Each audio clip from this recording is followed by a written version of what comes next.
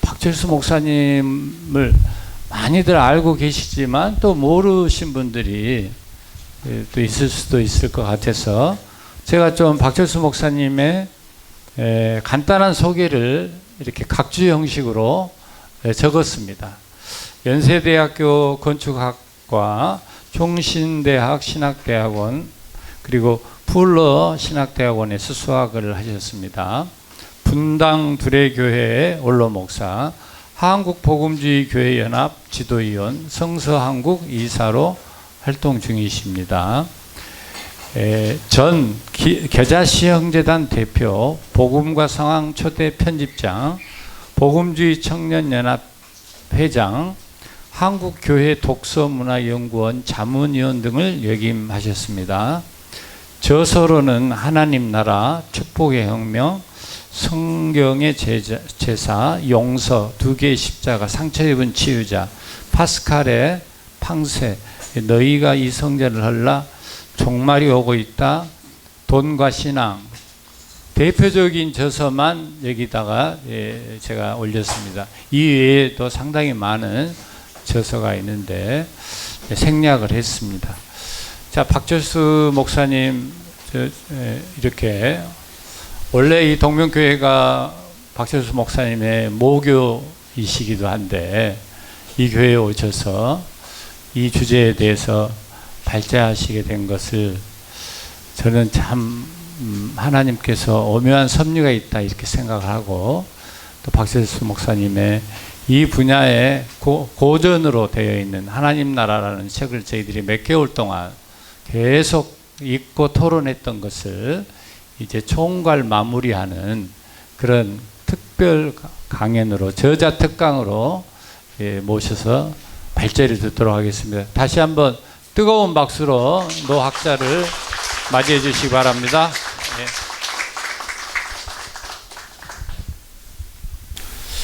자, 오늘 제가 말씀드리려고 하는 제목은 하나님 나라와 교회입니다. 하나님의 창조가 무엇일까? 많은 사람들이 하나님 나라라고 이야기합니다. 하나님의 창조의 목적이 하나님 나라입니다. 그리고 이 하나님 나라는 대충 중요한 게 아닙니다. 굉장히 중요한 주제. 우리가 성경을 이야기할 때 성경의 이야기가 메타 내러티브라고 하는 사실을 분명히 알아야 됩니다. 무슨 말이냐면요, 메타 내러티브라고 하는 것은 성경의 긴 이야기, 성경의 큰 이야기를 말합니다. 그것이 바로 하나님 나라예요. 그리고 그걸 알아야 됩니다. 성경은 창세기부터 요한계시록 끝까지 하나님 나라의 이야기입니다.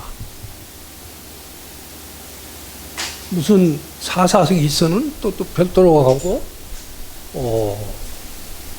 호세아서는 또 따로 가고, 또 마태복음 따로 가고, 그게 아니고 하나님 나라는 구약에서는 구체적으로 나온 말은 아니지만 하나님이 다스리신다 라는 표현으로 많이 나옵니다. 하나님 나라라고 하는 말은 신약에 들어와서 예수님께서 공생애를 출발하시면서 맨 먼저 하신 말씀이 하나님 나라입니다.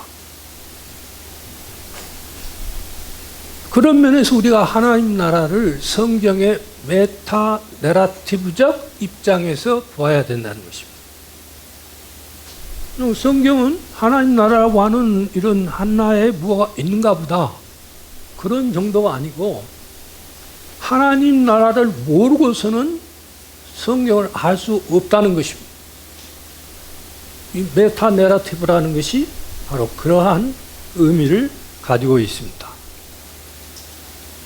그런 면에서 우리는 하나님 나라는 메타 내러티브 시각에서 보아야 되고 또 그것을 현재 진행형으로 보아야 됩니다. 하나님의 말씀은 지금 제가 말씀을 드리고 있는 이 시간에도 여러분들에게 들려지고 있는 그런 말씀입니다. 그리고 앞으로도 이 하나님의 나라의 말씀은 계속 외쳐질 말씀입니다. 근데 재미있는 것은 어느 교회에 가면 하나님 나라라는 말을 전혀 설교하거나 말하거나 한 목사들이 굉장히 드물다는 사실입니다. 별로 없습니다. 하나님 나라가 성경에 그렇게 많이 나오는데도 불구하고 없어요. 하나님 나라를 이야기하고 말하는 사람들이 오히려 이상한 사람인 것처럼 취급이 되어버렸습니다. 그러나 하나님의 나라는 아까 말씀드린 대로 메타 내러티브.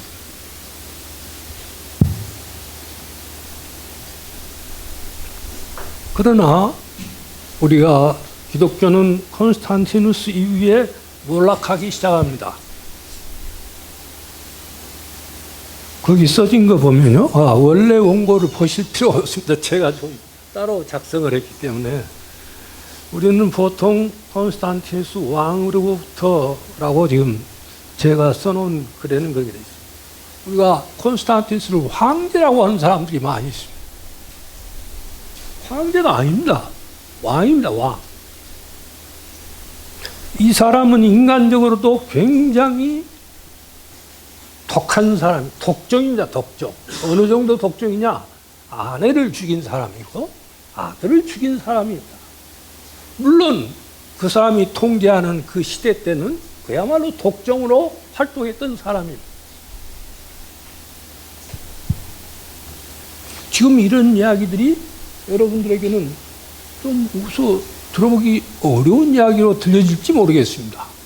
제가 이야기하는 내용은 그런 일반적으로 신화처럼 돌아다니는 그런 종류의 이야기를 지금 하는 것이 아닙니다. 이런 부분에서 여러분들이 보실 때, 앞으로 이런 부분을 보실 때 잘 보시기 바랍니다. 또 콘스탄티누스의 개종은 종교적인 의미에서의 개종이 아니라 정치적인 의미에서 개종이었습니다. 그러니까 그의 개종은 순수한 것이 아니었습니다. 그는 심지어 자기가 13번째 제자가 되기를 원했습니다. 대단하죠? 이런 희한한 사람이었습니다.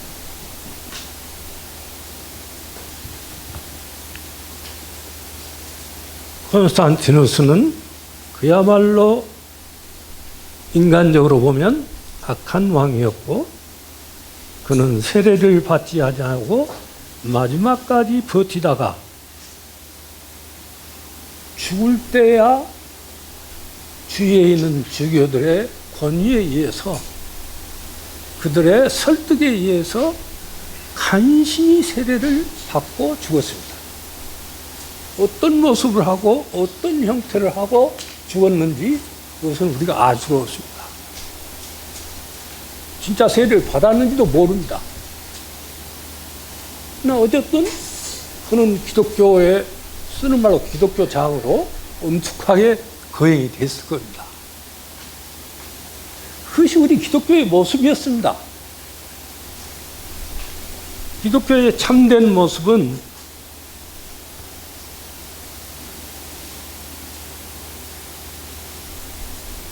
(2000년) 역사 중에 300년 동안입니다. 언제서부터 언제까지 예수님이 계실 초대교회로부터 콘스탄티누스 왕 이전까지 300년.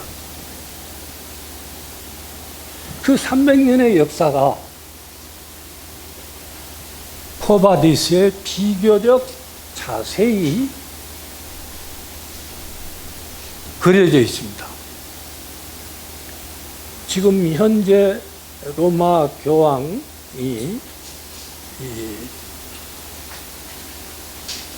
되고 나서 그 로마에 있는 여러 곳을 그 책을 가지고 돌아다녔다고 합니다. 확인하면서 이것이 이것이구나, 이것이 이것이구나. 그래서 이 쿠바디스는 사실성을 상당히 중요시하고 쓰여진 책입니다. 이 책은 폴란드 작가 시엔키비치에 의해서 쓰여졌는데, 이 사람은 이 작품을 쓰기 위해 가지고 정말로 오랜 기간 동안 이 작품을 쓰기 위해서 시간을 보냈고, 모든 시간들을 이 일을 위해서 썼고, 시엔키비치는 폴란드의 위대한 사회 계획자로 남아있는 그런 사람 중에 한 사람입니다.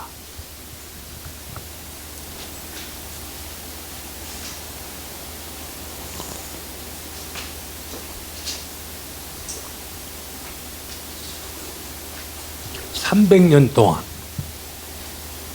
그때 우리 기독교 안에는 순교라는 게 있었습니다.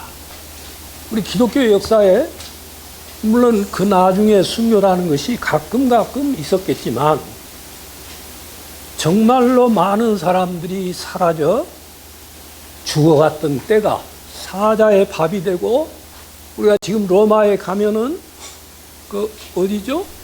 그 유명한 건물 그 한 중심에는, 밑에는 지하가 막 쓰러지고 막 그렇게 가지고 보이기도 하지만은, 한 중심에는 지금 십자가가 서 있습니다. 어디죠, 거기가? 예, 유명한데. 예. 거기 젊으신 목사님이라서 저기 아실까 해서 물어봤더니, 십자가가 지금 서 있습니다. 그 수많은 기독교인들이 사자의 밥이 되고, 참 그런 가운데서 기독교가 살아있는 기독교가 됐었습니다. 너 지금 예수 믿으면 순교할 수 있어? 저는 그런 자신 없습니다. 그때 그 사람들은 순교할 그 각오를 가지고 예수를 믿었습니다. 그런 훈련을 받았습니다. 아예 처음부터 무슨 어쩌다가 죽은 게 아니고, 순교를 각오하는 믿음으로 가지고 살았습니다. 그게 세례의 조건 중에 하나였습니다. 지금 세례가 뭡니까? 몇 시간 동안 제가 목회를 하면서 어떤 분을 세례에 쓰는 말로 떨어뜨린 적이 있습니다. 도무지 이 사람은 안 되겠다 하는 생각으로 떨어뜨렸습니다. 그걸 가지고 제가 상당히 좀 어려움을 겪은 적도 있습니다. 당연히 세례를 받으면 당연히 줘야지. 그건 아닙니다.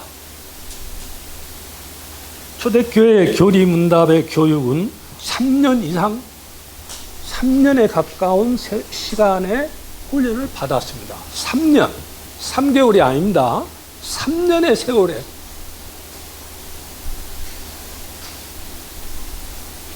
이런 것들이 지금 각주가 다 달려주셔야 되는데 제가 미안합니다. 거기까지 다 못 따라서. 3년의 세월이. 3년의 세월을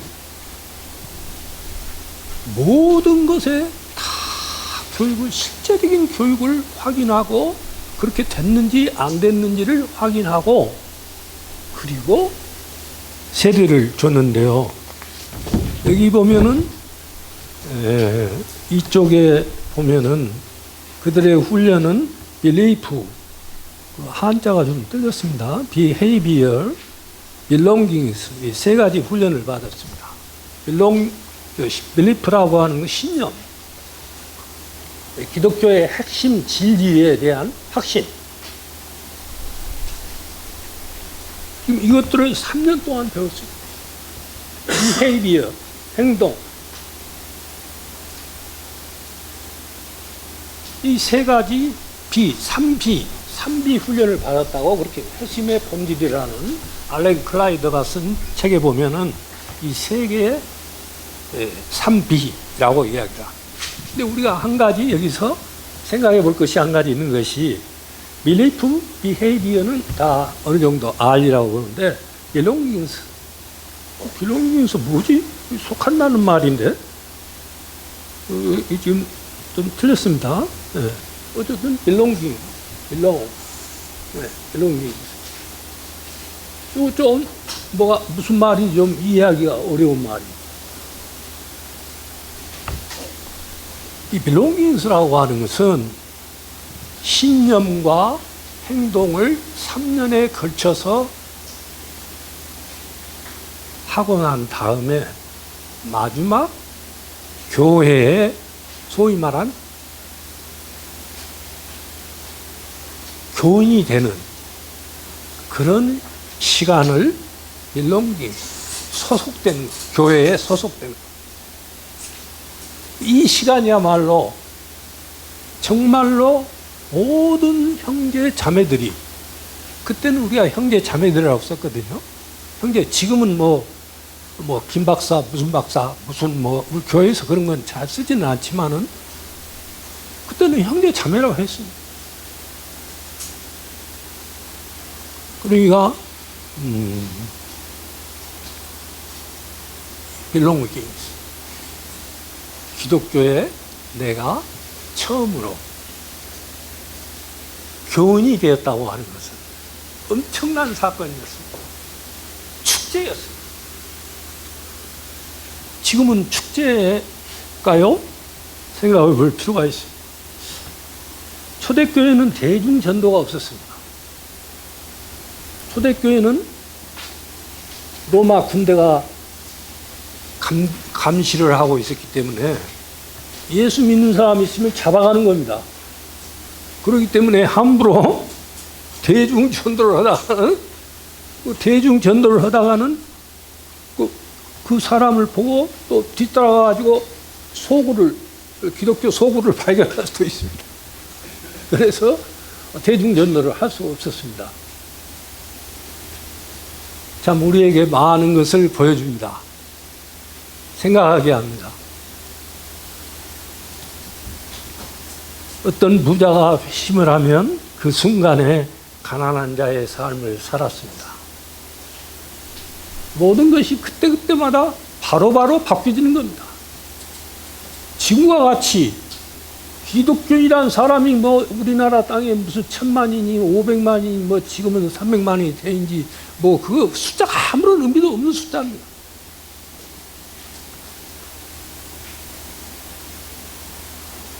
지금은 한국 기독교인이 몇 명이라고 그러죠? 기억을 못 하겠는데요? 500만으로 추정합니다. 예. 500만 정도로 추정을 한다고 그럽니다. 700만이요? 예. 예. 그 사람들이 기독교인인지 저는 잘 모르겠습니다. 예. 통계에 나와 있는 숫자이기 때문에. 예.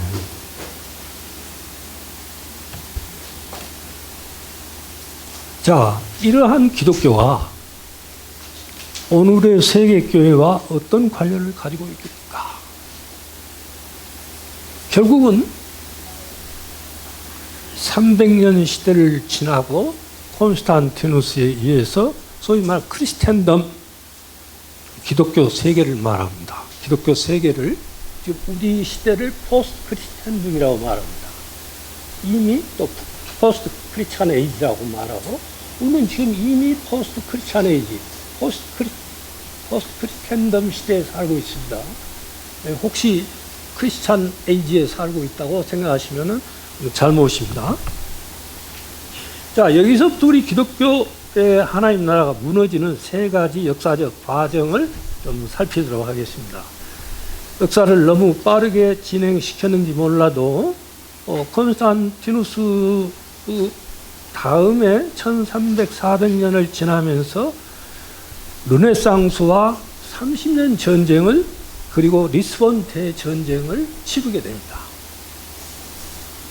르네상스, 30년 전쟁, 리스본 대지진.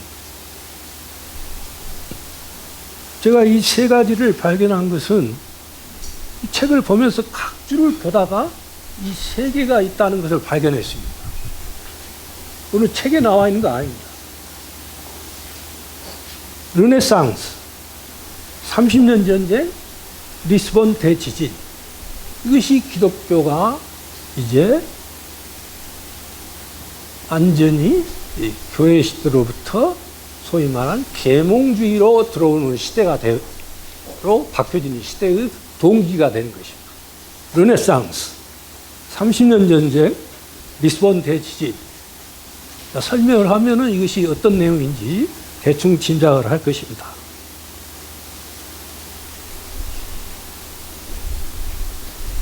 이 계몽주의라는 것은 우리 기독교인에게서는 참 무자비한 것입니다.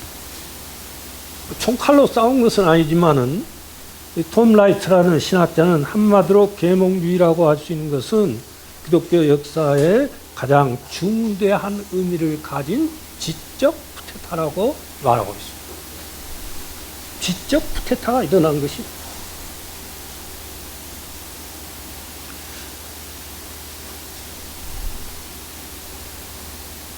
지금 현재 세계 교회를 볼 때 그 어느 곳에서도 기독교인을 발견하기가 어려운 현실입니다. 왜 그렇게 됐을까? 지금 세계 교회 다니면 기독교인 발견할 수 없습니다. 여러분들, 저는 몇 번 다녀왔습니다. 교회가 없어요. 교회가 없는 게 아니라 교인들이 없습니다. 세계 교회가 그래요. 영국 교회가 그렇고 독일 교회가 그렇고 어디든지 다 똑같습니다. 사람이 없어요.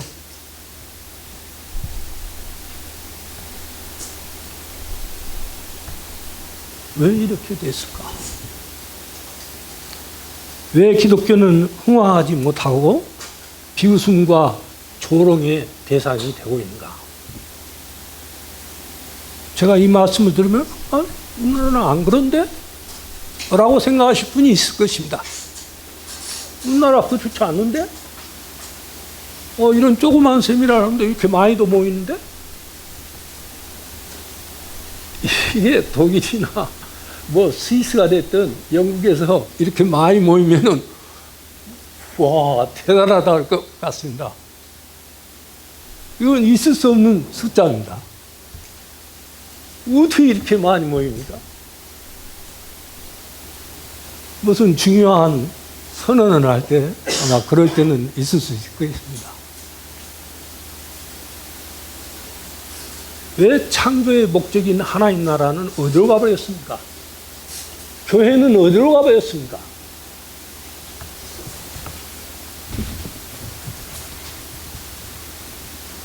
우리 시대에 우상의 한 사람인 알랭 드 보통이라는 사람이 있습니다.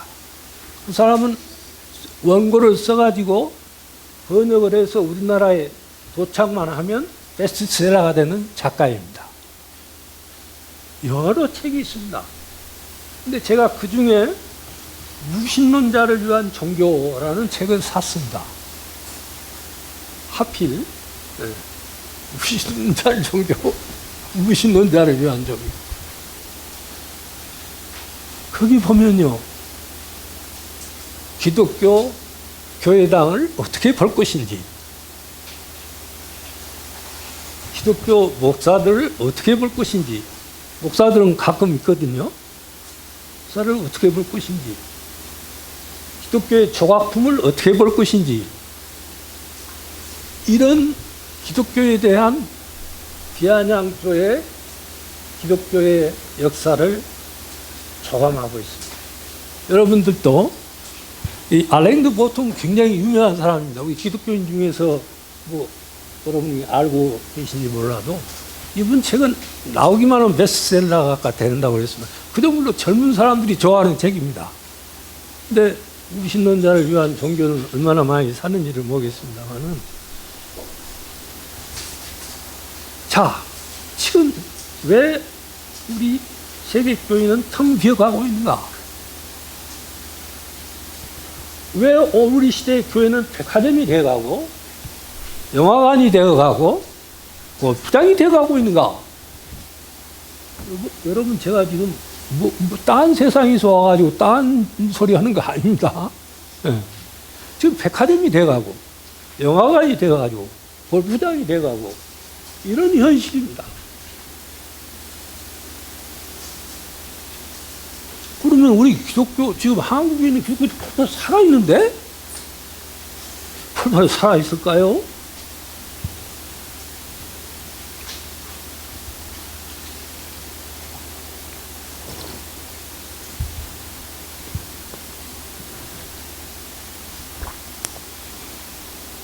왜 이렇게 기독교가 백화점이 되어가고 영화관이 되어가고 골프장이 되어가고 그 영향력을 완전히 상실해 버렸습니다. 그러면 이것이 어디서 왔느냐? 첫 번째, 르네상스라고 볼 수 있습니다. 조금 템포를 빨리 하겠습니다. 르네상스는 우리가 아는 대로 기독교는 인간성을 해방하는 종교라고 말합니다. 인간성 해방? 어디서 들은 말인데? 기독교는 인간성을 해방하는 종교가 아니란 말입니다. 기독교는 오히려 인간성을 죽이는 종교가 되어버린 거예요.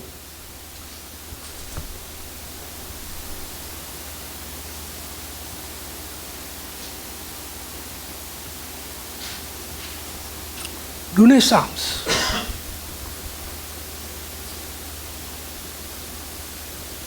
많은 유럽인들에게 빛을 보여준 것이죠.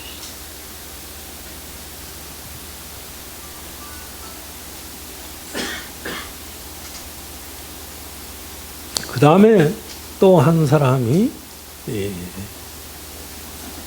쓴 책, 사물의 본성이라는 책을 쓴 루크레티우스라는 사람이 있습니다. 이 사람은 고대 로마 시대 때 500년, BC 500년경에 살았던 사람입니다. 참 별 볼 일 없는 사람이었습니다.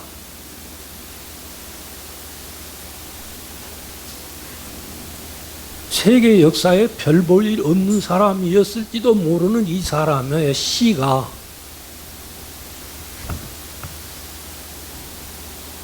르네상스 시대에 발굴이 되기 시작합니다.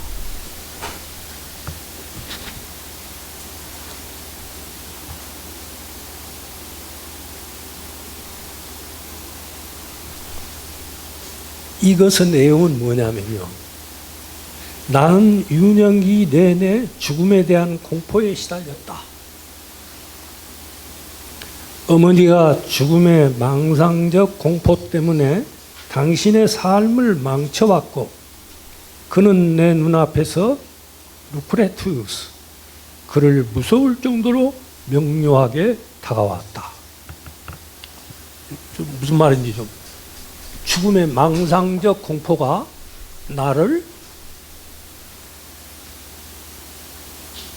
나에게 명백하게 다가오고 있습니다. 죽음.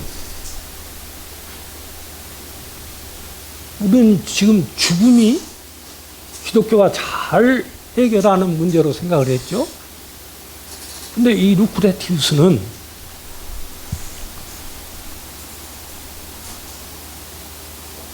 죽음의 공포에 사로잡힌 사람들이야말로 가장 멍청한 짓이라고 말하겠습니다.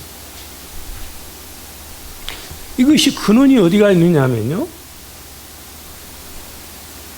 루크레티우스는 우주 공간을 무작위로 움직이는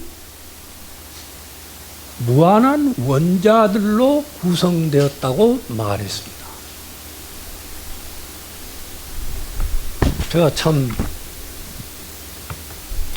루크레티우스 참 듣기도 힘들고 책에서도 힘들 것 같은데 제가 며칠 전에 이 책이 나와 있어가지고 어떤 젊은 친구가 썼더라고요. 루크레티우스, 청년 루크레티우스 만나다. 이 유명한 사람입니다. 우리가 책에 한 권 나올 정도로. 근데 이 책은 뭐 깊은 내용을 가지지 않고 이제 금방 말씀드린 대로 우주라고 하는 것은 우연한 원자로 구성되어 있다는 겁니다. 그러니까 이렇게 고상한 무슨 창조자가 계시고 뭐 어떠고 하는 기독교 신앙 그런 것이 문제가 아니고 그냥 우연한 원자에 불과하다 그래요.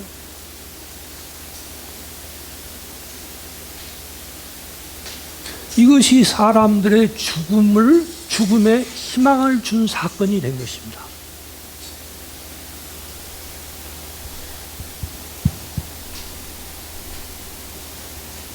무한한 원자의 운동이라고 하는 게 뭡니까? 무신론 아닙니까? 무신론이에요. 하나님께 구원을 얻는다고? 교회 신부들한테 가서 구원을 얻는다고? 말도 안 되는 소리. 세계는 원자들의 운동에 의해서 구성이 됐다는 겁니다. 우리가 생각하면 잘 한번 생각해 보세요. 어떻게 보면이 아니고 굉장히 위로가 되는 말입니다. 죽음이라는 걸 하찮은 것으로 생각을 해버려요. 우리가 생명의 탄생도 하찮은 것이고 세상 사는 것도 하찮은 것이고 죽는 것도 하찮은 것이라는 거예요. 어떻게 보면 말이 되는 소리예요. 근데 이 소리가 그 시대를 점했다는 거예요.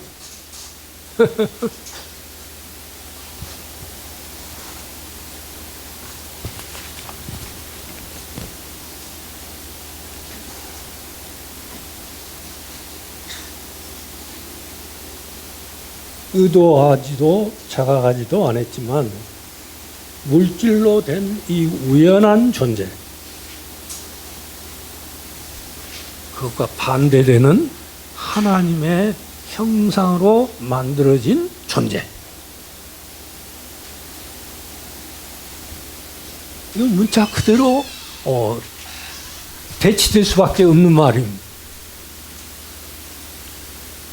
원자의 운동으로 만들어진 세계, 우주, 만물과 우리 인간이 하나님의 형상으로 만들어진 존재. 우리가 그렇게 볼 때 그것은 어마어마한 차이를 가지고 있습니다. 그건 대조 불가능한 차이를 가지고 있습니다. 그런데도 우리 기독교는 계몽주의에 들어와서 완전히 그들에 의해서 우리가 장악되고 말게 되는 것입니다. 30년 전쟁도 독일에서 일어난 전쟁입니다. 30년 전쟁 때 우리가 참고로 알아야 될 것은 오늘날의 국가의 경계가 그때 전쟁을 끝냄을 통해서 오늘날의 경계가 지금 지어져 있습니다. 참고로 알아두시면 됩니다. 어쨌든 30년 전쟁은 독일을 중심으로 해서 유럽에서 일어났는데 특별히 독일에서 일어났고 이 독일에서 결국은 최초의 세계대전이자 최후의 종교 전쟁입니다.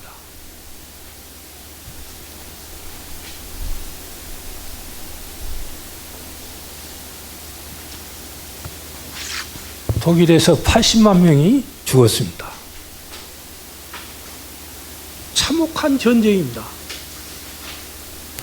자, 근데 그때 당시가 어떤 시대였느냐 하면은 루소라든지 장자크 루소라든지 볼테르라든지 이런 사람들이 살았던 시대입니다. 자, 사람들이, 생각을 하는 사람들이 왜 이렇게 종교라고 하는 것이, 기독교라고 하는 것, 특별히 기독교라고 하는 것이 참혹한 전쟁으로 사람을 죽이는가 하는 생각을 하게 된 것입니다.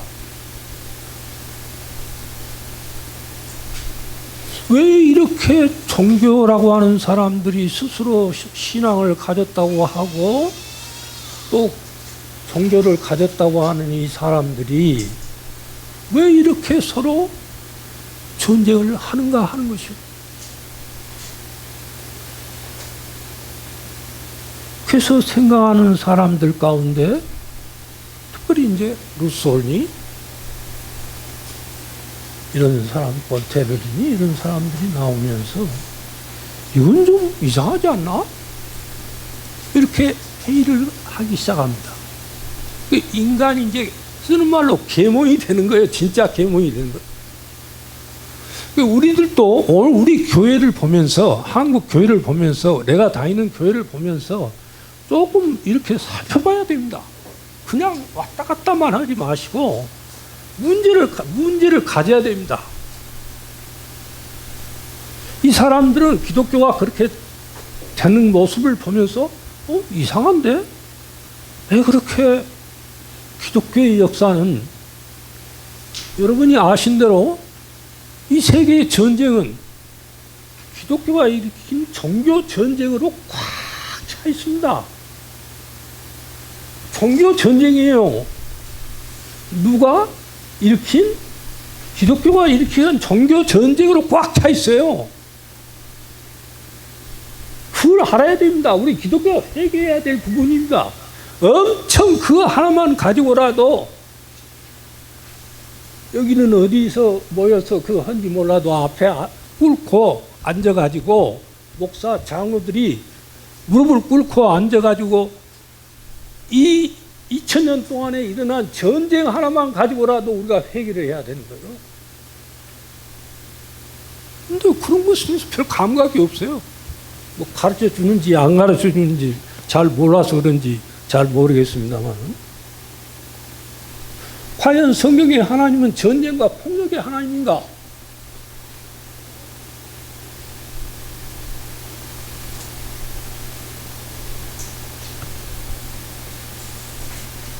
예. 그 다음에 그 세 번째로 리스본 대지진 사건이 있는데 간단히 소개하겠습니다.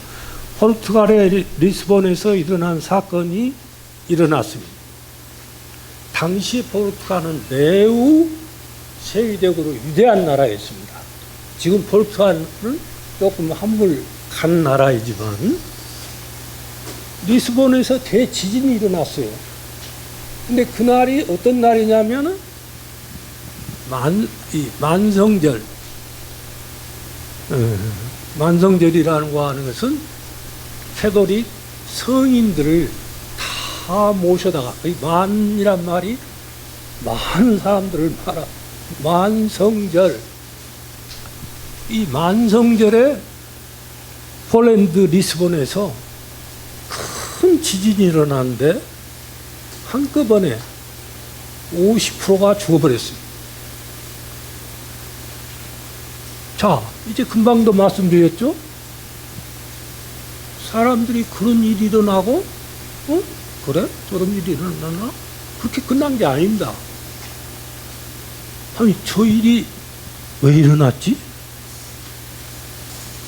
아니, 그렇게 많은 사람들이 죽어버렸는데, 왜 그러지?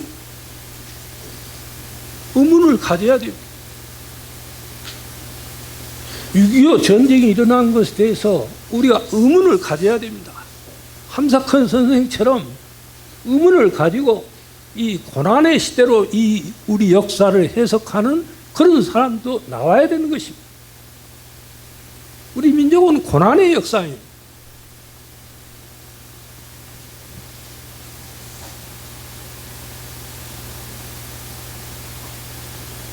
어쨌든 이 문제는 이 정도에서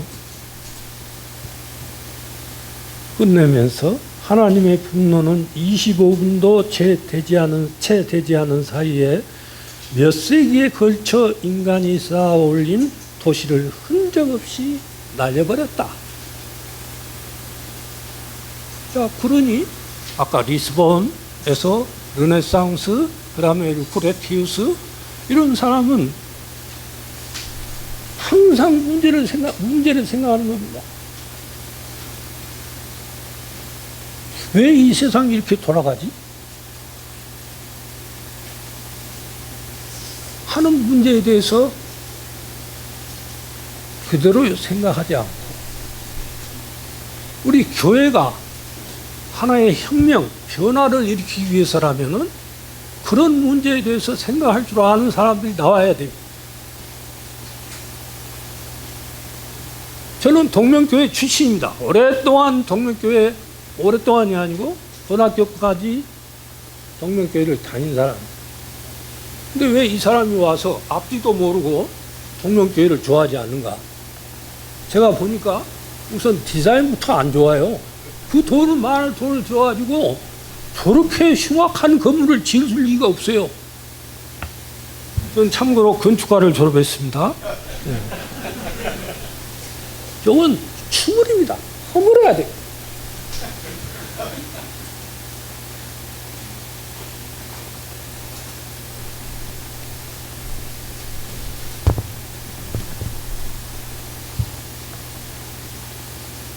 자, 이러한 원인으로 해서 계몽주의가 닥치게 된 것입니다. 인간이 깨게 된, 이 세 가지 인간이 깨게 됐어요. 이러한 것들이 합해서 17세기를 강타하기 시작합니다. 그래, 제가 지금 이야기하는 것은 왜 기독교인을 유럽을 가면, 세계를 가면 찾아보기가 힘든가 하는 문제를 말합니다. 하는 이유가 지금 말하는 내용 속에 들어있습니다. 그러니까 기독교가 단순히 그냥 지금 유럽을 가면, 제가 몇 군데 돌아다녔지만은 10명이나 20명이나 모여놓고 목사가 설교합니다. 노인 되신 분들 몇 분 없어요, 사람들.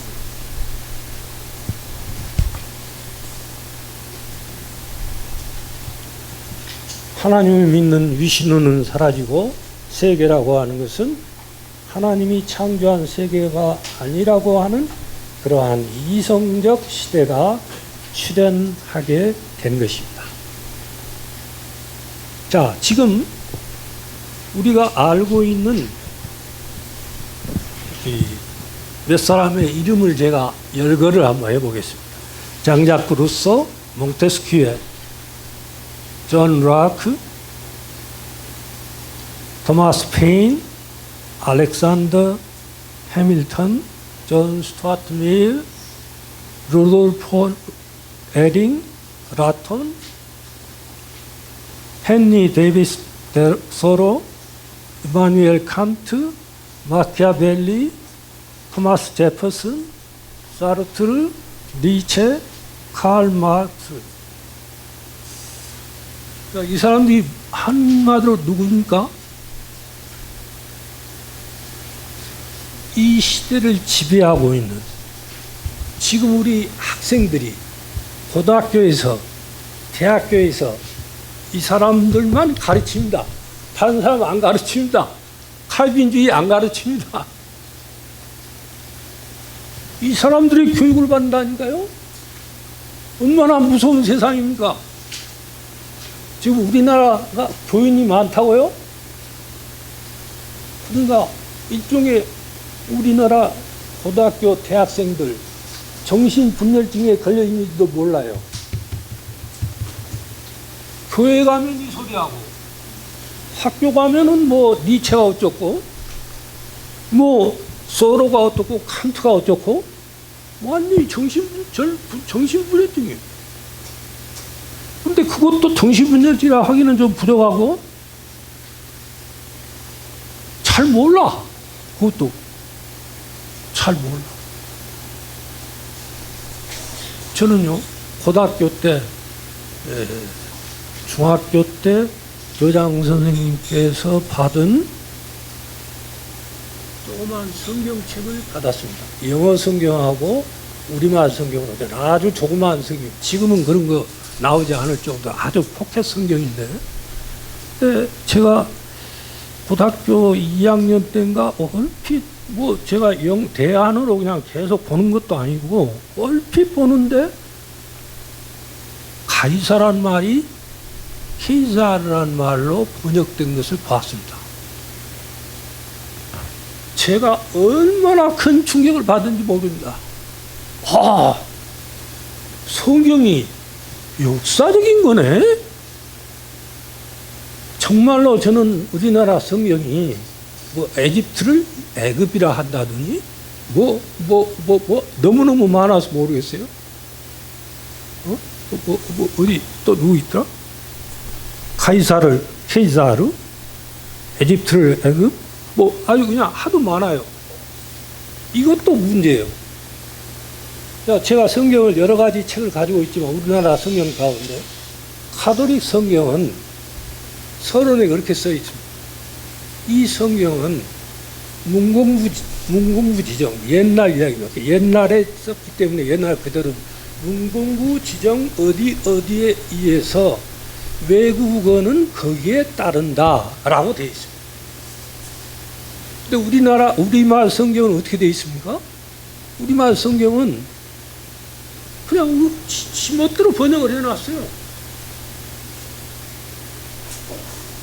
그러니까 문공부 지정 외대 언어를 쓰면은 우리가 알 거 아닙니까, 학생들이. 근데 그것도 모르게 만들어버렸어요. 성경을 보면은 이제 금방 제가 경험했던 것처럼 이게 우리나라 있는지 없는지 몰라요. 특별히 저 같은 사람이 설교할 때 이것은 이 말입니다 하고 가르쳐 준 사람, 이 나라입니다, 이런 사람입니다 하고 가르쳐 주지 않은 사람 빼놓고는 몰라요. 그냥 몰라. 어떤 사람인지를 몰라요. 이런 번역을 해놨어요. 자, 이런 식으로 지금 우리 대학생들과 고등학생들 그리고 이후에 젊은 청년들이 이런 식으로 교육을 우리가 받고 있습니다. 무신론 교육을 받고 있어요. 그럼 어떻게 되겠어요? 그 다음에는 뻔하지요. 무신론 교육을 받고 있는데.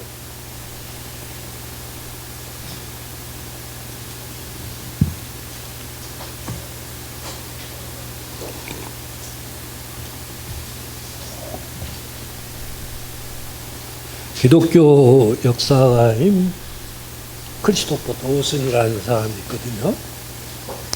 캐톨릭 사가인데 굉장히 정확하게 역사를 기록하는 사람 중에 한 사람입니다. 이분이 이런 말을 했습니다. 교회가 가르칠 미래에 대하여 가르칠 권리를 잃어버린다면 교회는 더 이상 존재할 수 없다.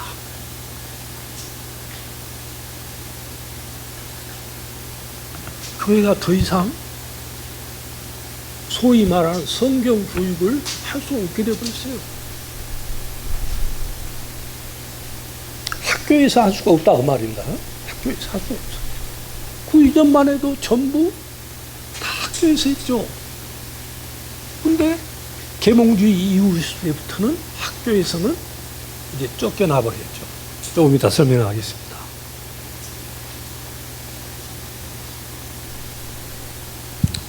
계몽주의 결과로 나타나는 과학의 발명은 눈으로 보는 것과 같은 실제로 더 확실한 것을 볼 수 있다는 사실을 알게 됐습니다.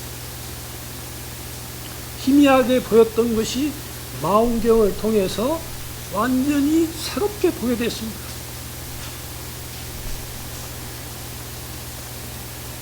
이때부터 기독교는 어떤 현상이 일어나게 되느냐 하면 내면의 종교로 바뀌어지기 시작합니다.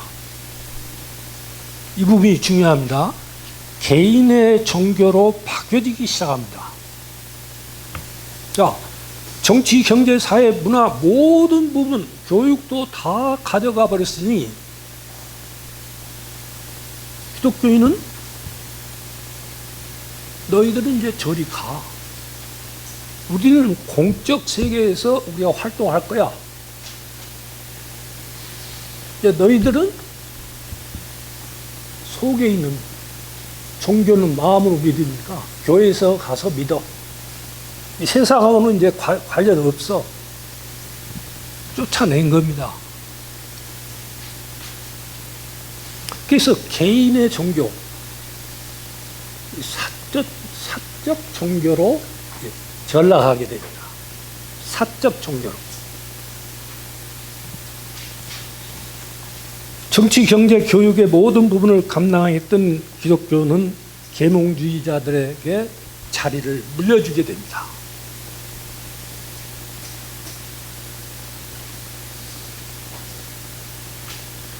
이 다니엘 벨이라는 사람이 쓴 정부와 사회와 문화의 미래라는 책이 있습니다. 이 책 속에서 이 사람은 세속화라는 표현을 씁니다. 세속화. 이분이 최초로 쓴 말입니다. 다니엘 벨, 우리 한 세기 전에 최고의 세계적 사회학자입니다. 세속화라고 하는 것을 정치, 경제, 사회, 문화, 교육 모든 것으로부터 이제 종교 생활이 따로 떨어져 나온 것을 말합니다. 이제 종교, 정치, 경제, 사회, 경제 이런 모든 것하고 이제 교회의 세계하고는 이제 따로 떨어졌단 말이에요. 이걸 세속화라고 말합니다. 아주 쉽게 제가 이야기를 했습니다. 복잡하게 이야기하거든요. 아주 쉽게 이제 너희들은 따로 놀아. 우리들은 이제 우리가 알아서 놀 테니까. 우리는 이제 공적 세계에서 놀 테니까 너희들은 사적 세계에서만 놀아.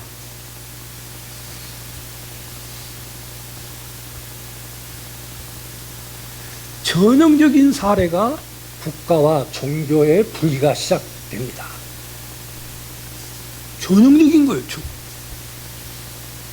그래서 토마스 제퍼슨은 이신론자였던 토마스 제퍼슨은 영국을 세운 이신론자인 토마스 제퍼슨이 종교 분리를 주장한 겁니다. 옛날에는 그런 분리가 없었어요. 그냥 기독교가 다 장악하고 있었어요. 쉽게 말하면 기독교가 다 리드를 했습니다. 근데 계몽주의가 시작되면서 분리가 시작되고 그걸 세속화 현상이라고 말합니다.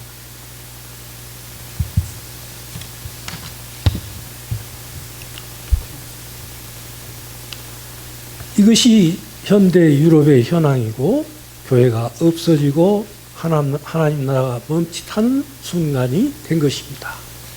그렇다면 오늘 주제가 하나님 나라와 교회입니다. 이 교회, 시간이 얼마 안 남았다고 그러는데 제가 길게 좀 먹는 모양입니다. 지금 우리 교회는 어떤 교회인가? 과연 현재 우리 한국 교회는 어떤 교회인가? 뭐 다른 나라 말고 우리 한국 교회는 살았다고 할 수 있는 교회인가? 이게 정상적인 교회인가? 지금 미신을 믿고 있는 것은 아닌가? 이상한 종교를 믿고 있는 것은 아닌가? 성경을 믿고 있는 종교인가? 한번 우리 솔직히 한번 생각을 해보자고요. 미신을 믿고 있는 종교는 아닐까요? 여러분한테 한번 제안해 봅니다.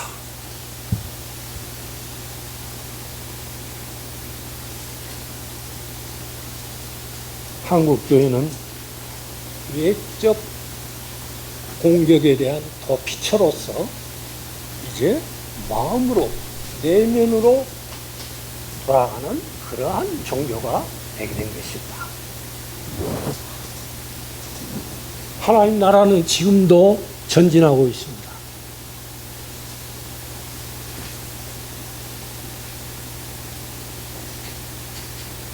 우리 한국 교회는 무엇을 할 것인가?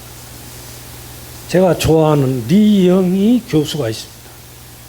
제가 좋아한다니까 이 사람 제가 존경하는 사람은 아닙니다. 비기독교인으로서는 아주 별난 인간이죠.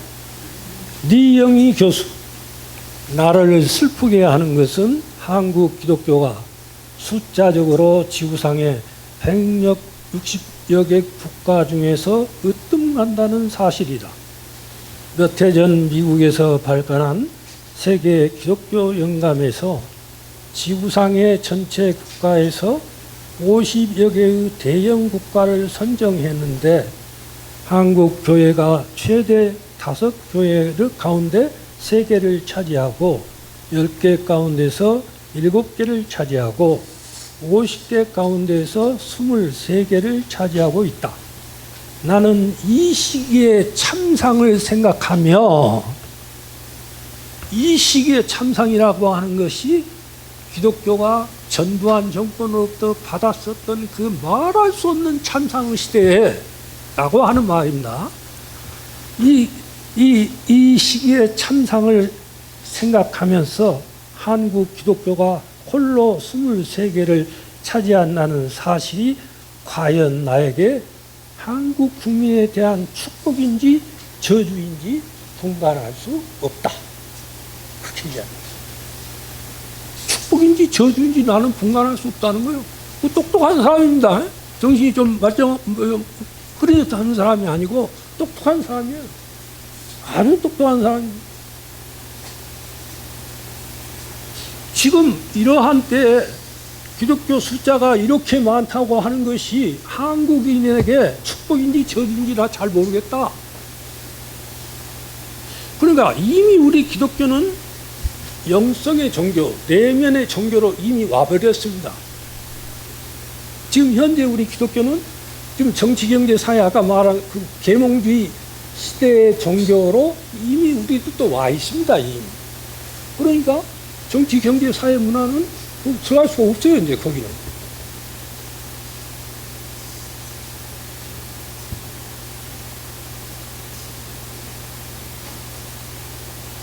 이러한 상황에서 한국교회는 세계교회를 향해서 무엇을 해야 될 것인가 라고 하는 문제. 한국교회는 지금 한마디로 말하면은 윤씨라고 하는 사람이 지금 우리를 지배하고 있는 시대를 살고 있습니다. 윤씨. 여러분 누구입니까? 저는 그 뒤를 말할 수가 없는 사람이에요. 윤씨가 지배하는 사람이에요. 다른 말로 말하면 기독교인이 만들어 놓은 사람입니다. 윤씨라는 괴물이 이 땅에 대난 지금 지배하고 있는 나라입니다. 윤씨가 누굽니까? 어느 분이 대답 좀 해주세요. 저는 그 뒤를 말할 수가 없는 사람입니다. 윤씨가 누굽니까? 우리 시대가 지금 윤씨를 지금 지도자로 생각하고 살아가는 시대인데 이 윤씨를 만든 사람이 기독교인이에요. 500만, 700만인 사람들이에요. 표차가 60몇만 표로 차이가 났어요. 1, 2 차이가.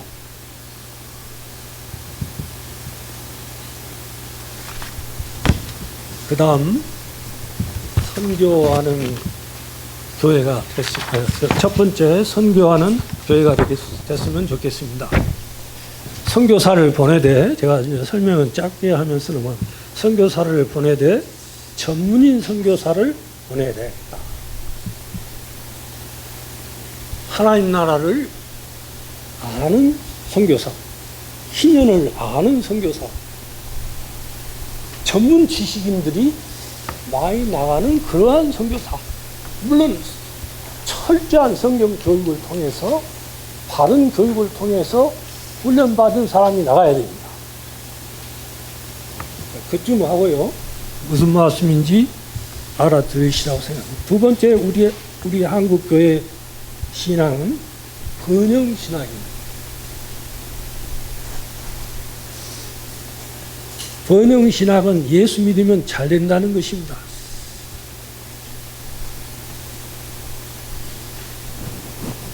저는 목회할 때 1년에 2번 내지 3번 조용기 목사가 말을 좀 부드럽게 해야 되기 때문에 빨리 돌아가셨으면 좋겠다고 여러분들도 기도했으면 좋겠다라는 말을 했습니다. 이 사람이 무슨 사람? 여러분, 사람을 죽이는 것도 큰 죄지만은 사상적으로도 사람을 죽일 수 있는 거예요. 이 사람 우리 한국 기독교를 완전히 변질시킨 사람이에요. 얼마나 큰 죄를 지었어요.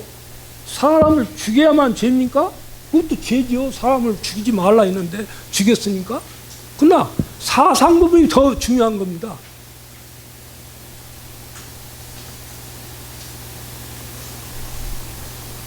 오늘 이 자리를, 이 교회를 찾아오면서 보니까 내 눈앞에 들어온 것이 당신이 행복했으면 좋겠습니다 라고 하는 정말입니다. 당신이 행복했으면 좋겠습니다. 여러분, 이것이 우리 기독교의, 이 교회에 붙여져 있어야 할 뭐라고 말할까요? 그런 언어입니까? 교회당에다 행복했으면 좋겠습니다. 아니, 순교자들이 세워놓은 이 교회에 우리는 이제 행복하게 살면 되는 겁니까? 정말로 문제. 자, 그런데 이것은요, 세련되지 않았습니다. 세련된 말을 한번 저기 해야겠습니다. 하나님을 찾는 자, 역전의 주인공이 됩니다. 참 세련됐죠? 하나님을 믿는 자, 역전의 주인공이 된다. 이것도 기복주의하고 기복주의거든요. 근데 당신이 행복했으면 좋겠습니다. 이건 뭐 그냥 단순한 1차원적으로 표현한 거예요. 근데 한쪽에서 제가 이건 서울에서 지금 차 타고 가다가 본 것, 하나님을 찾는 자, 역전의 주인공이 됐으면 좋겠습니다. 이 기독교에, 지금 우리 성경의 기독교에 이런 정의가 돼야 되겠습니까? 이게 성경적 기독교에서 나온 겁니까? 우리는 이제 금방 앞에서 잠깐 동안 기독교의 진정한 역사 300년을 살펴본 바가 있습니다. 순교의 역사를 살펴본 바가 있습니다.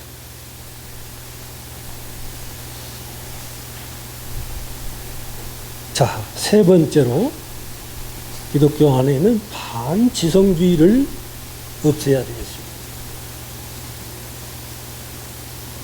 반지성주의는 우리에게 무서운 책입니다. 마크 노른 기독교의 스캔들이라고 하는 책에서 기독교는 복음 전도나 도덕적인 개혁에 대한 열정에 걸맞는 지성에 대해서 관심을 갖지 않는다. 그 결과는 암울했다. 그러면서 그 책 가운데 이런 말이 나와요. 지적 자살을 하고 있다는 거예요. 반지성주의에 빠져 있기 때문에 이 미국 교회, 이 마크 노른 미국 교회 역사학자인데 이 사람은 지적 자살을 하고 있다는 거예요. 그러면서 동시에 뭐라고 말하냐면 복음주의자인 동시에 지식인으로 살아가는 것이 불가능한 시대입니다 라고 말해요. 자기 고백이에요. 안타까운 고백. 거기서 그런 말이 나옵니다. 저도 기독교인으로 살고 싶습니다. 기독교인입니다. 근데 복음주의자이면서 지식인으로 살아간다는 것이 이렇게 어렵습니다. 이런 세상이 됐어요. 이런 세상이 됐습니다. 지적으로 살아간다는 게 어렵다니까요. 지식인으로 살아간다는 게 어렵다고 말입니다. 미국에 있는 대학 교수로 살아가기가 어렵다는 거예요. 신앙을 가지고는.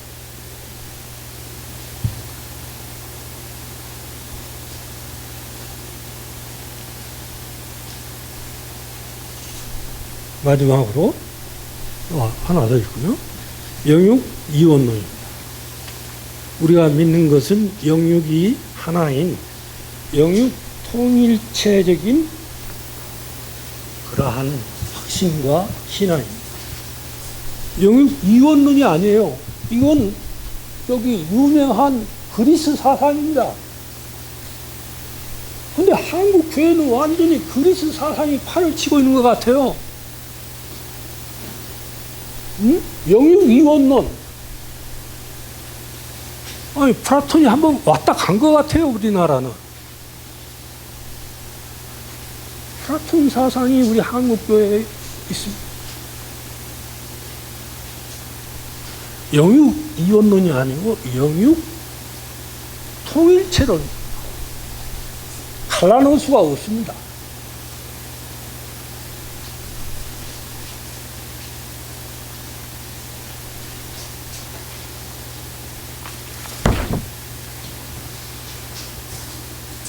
영육 이원론을 주장하는 것은 앞에서 말하는 기독교가 사적 종교, 개인적 종교에 머무르는 생각, 기독교를 축소화시키고 기독교를 내면화시키는 겁니다. 개인 전도만 부지런히 하는 거예요. 제가 알고 있는 신학자 이름을 잊어먹었는데 정치 전도라는 책을 쓴 사람이 있어요. 복음주의자예요. 복음주의자. 유명한 복음주의자. 그 제목 자체가 아주 기발하지 않습니까? 정치전도. 정치전도. 정치전도도 해야 되는 거예요. 무슨 그냥 개인 영혼만 구원해? 무슨 우리가 개인 영혼만 따로 삽니까? 따로 있습니까? 그 사람 전체를 구원하는 거죠. 개인 전도만 전도한다고 개인 영혼만 전도한다는 거예요. 몸은 어디 따로 있는가 보죠? 그렇지 않습니다.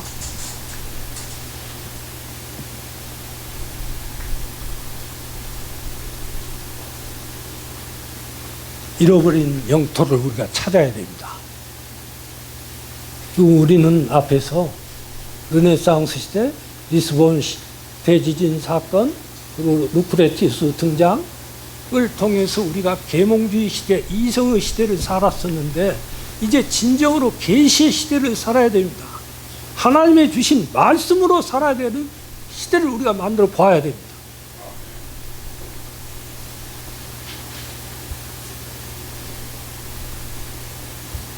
영혼 구원을 하는 것에만 급급한 것이 아니에요. 모든 것을 하나로 묶어서 우리가 구원을 얻게 하는 것이 우리의 일이라고 생각합니다.